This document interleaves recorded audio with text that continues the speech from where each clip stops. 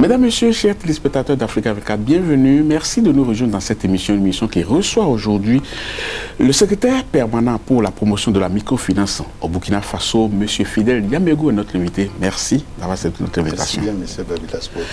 Votre pays, le Burkina Faso, a abrité en octobre dernier la semaine africaine de la microfinance. Vous en étiez le président du comité d'organisation.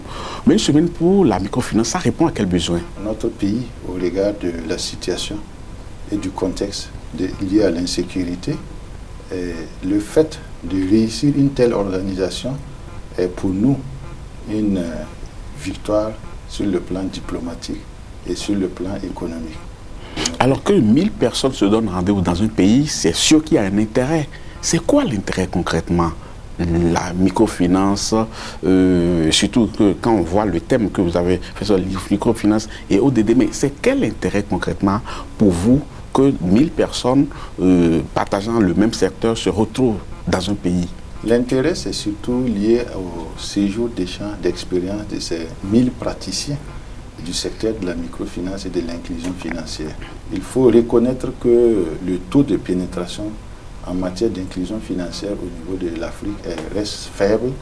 Et tout de même, une bonne partie de l'Afrique, notamment l'Afrique de l'Est, booste ce secteur-là vis-à-vis des autres régions de l'Afrique. Donc, ces échanges vont permettre de trouver des solutions pour mieux accompagner la population. Surtout, l'objectif, c'est d'amener tous les exclus du système classique à intégrer ces objectifs de développement, pour objectifs durables de développement. Mais vous dites que le taux de pénétration reste faible. Et pourtant, on voit les institutions de microfinance qui pullulent un peu partout. Pourquoi ça demeure encore faible? Oui, c'est faible par rapport aux autres parties du monde entier, mais acceptable quand même, puisque nous sommes autour de 60% en ce qui concerne la zone UEMOA. Mais les institutions de microfinance qui sont quand même assez nombreuses, si on prend le cas du Burkina Faso, nous avions plus de 134 institutions de microfinance. Ce sont des établissements financiers de proximité. Une chose est claire, mais quand le taux de pénétration est faible, certaines personnes estiment quand même que microfinance, c'est encore notre piège pour les populations. Est-ce que vous entendez des réflexions pareilles de temps en temps? Oui, effectivement, beaucoup pensent que c'est une manière de piéger la population, mais nous, on ne voit pas la chose de la sorte. Pour nous, c'est de travailler à booster le secteur. Voilà pourquoi de plus en plus, on est en train de laisser tomber le terme microfinance pour aller à l'inclusion financière. Qu'est-ce qui change entre le terme? L'inclusion financière demeure la même, non? Voilà, pas totalement, parce que l'inclusion financière, en plus de la microfinance, prend en compte la microassurance, prend en compte la finance digitale, la finance agricole et rurale, prend en compte la lutte contre l'inégalité entre les sexes et surtout essaie de développer les petites et moyennes entreprises. Vous, votre rôle, c'est lequel? Est-ce que c'est pour dire aux populations, faites confiance à ces gens-là qui viennent avec vous pour vous proposer un certain nombre de services, ou vous dites aux décideurs, aux porteurs de ces projets-là, d'aller vers telle ou telle autre population? Non, pas aveuglement. On ne dirait pas à la population de faire confiance. Il faut. L'objectif, c'est d'avoir des produits et services financiers adaptés et abordables. Puisqu'on s'intéresse à une frange de la population, la frange marginalisée, que sont les jeunes, les femmes, le milieu rural. Donc, il faut que les produits soient adaptés à leurs besoins. Donc, on ne favorise pas également certaines institutions de microfinance au détriment d'autres.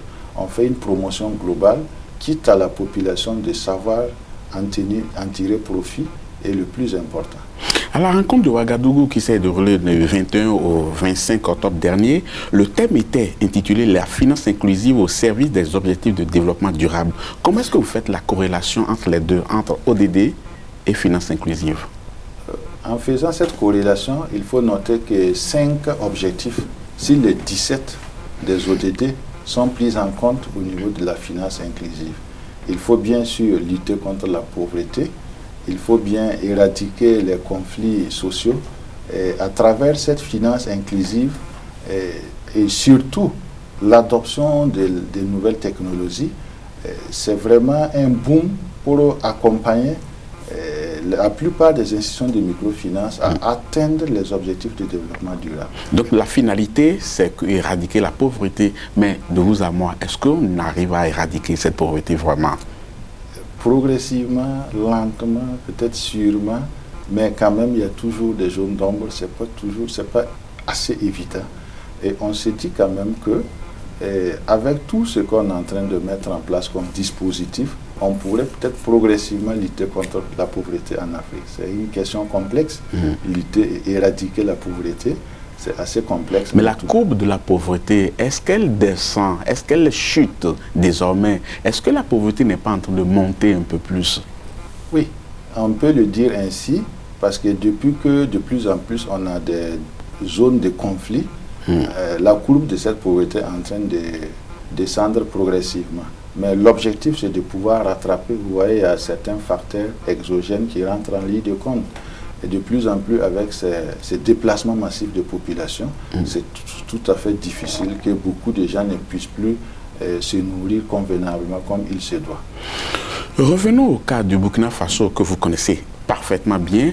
Est-ce que lors de ces rencontres, comme la rencontre de Ouagadougou, est-ce que vous pensez à comment sécuriser le secteur? Parce qu'aujourd'hui, les populations sont encore en proie à certains prédateurs qui abordent le manteau de promoteurs d'une association de microfinance et arrivent, et c'est pour racketter les populations. Effectivement, c'est pour cela que nous avions adopté la stratégie nationale de la finance inclusive qui reprend de point par point toutes ces préoccupations de sécurisation du secteur. L'objectif aujourd'hui, c'est de réussir à assainir le milieu parce qu'au regard du statut juridique de la plupart de ces institutions de microfinance qui ne sont pas par moment adaptées, il faut qu'on arrive à sécuriser le secteur. C'est pour cela qu'à travers cette rencontre de Ouagadougou, beaucoup de nos institutions de microfinance sur toute la zone UEMOA pourront apprendre des institutions des autres pays qui sont quand même à la tire le peloton du groupe. À l'arrivée, à la rencontre de Ouagadougou, qu'est-ce que vous aurez souhaité que l'on retienne de la rencontre de Ouagadougou? La rencontre de Ouagadougou, le souhait majeur, c'est de se retrouver avec un continent boosté en matière d'inclusion financière sur tous les aspects. Les débats se sont beaucoup focalisés sur la digitalisation. Qui parle de digitalisation, c'est un phénomène nouveau. Il y a 30 ans de cela, on parlait de monétarisation. Ensuite, on a parlé de bancarisation et maintenant, on parle de digitalisation. Digitalisation tous azimuts. Mais comme on l'a dit, il ne suffit pas de tout digitaliser. Le contact entre les populations, ça reste assez important.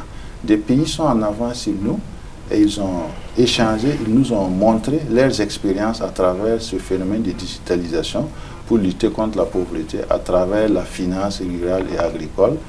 Donc nous avons pu, à travers ces échanges, constater qu'il y a des progrès dans certains pays et ces progrès vont quand même booster le secteur progressivement.